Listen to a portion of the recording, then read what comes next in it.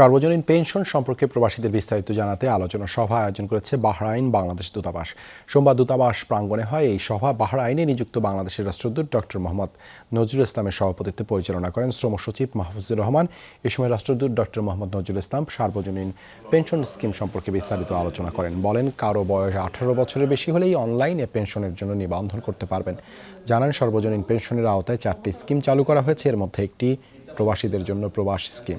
এ সময় রাষ্ট্রদূত আয়োজনে অংশ নেওয়ায় প্রবাসীদের ধন্যবাদ জানান। নানা শ্রেণী পেশার প্রবাসীরা উপস্থিত ছিলেন এই সভায়। প্রবাসী স্কিমের আওতায় আমাদের প্রবাসীদের জন্য গণপ্রজাতন্ত্রী বাংলাদেশ সরকারের এই যে পেনশন স্কিমের আওতায় অনেক ধরনের সুবিধা রয়েছে। এই স্কিমের আওতাভুক্ত হওয়ার জন্য, এই স্কিমের সদস্য হওয়ার জন্য আমাদের বাহরাইন প্রবাসী বাংলাদেশি ভাইদেরকে অনুরোধ জানিয়েছেন।